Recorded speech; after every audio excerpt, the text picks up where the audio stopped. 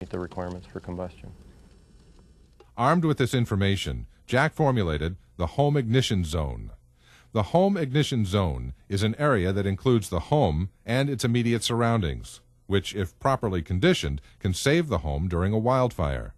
The home ignition zone regards property from the perspective of a wildland fire. A house is no longer a home. It is potential fuel, and everything surrounding this fuel is a potential heat source that could ignite it. The home ignition zone determines the vulnerability of our home to wildfire, and that home ignition zone extends out a couple of 100 feet at most from the house. Protecting a home begins by reducing the flammability of the home itself and the surrounding property. For example, by switching to flame-resistant roof materials.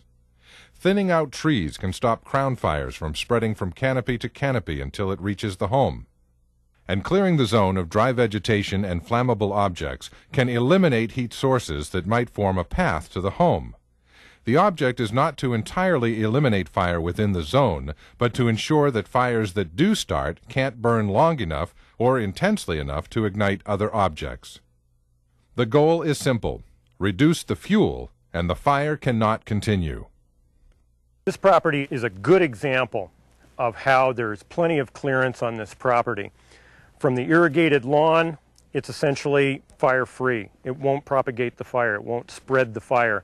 The surrounding landscaping is separated from the rest of the forest, and there's a mixed wood.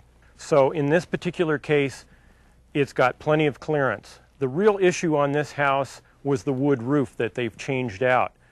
The wood roof would have dominated the likelihood for ignition on this house.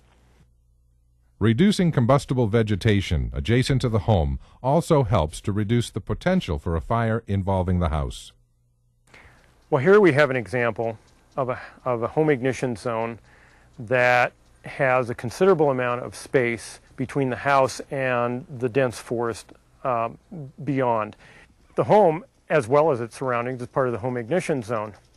And so the non-combustible walls and the non-combustible roof have very low ignition. Every potential heat source in the zone must be evaluated, even a neighbor's home. If multiple homes share ignition zones, then each home becomes a potential heat source that could ignite the other homes. Solving this problem becomes a shared concern requiring cooperation and planning. The home ignition zone empowers people and neighborhoods to take relatively simple steps to save their homes and communities.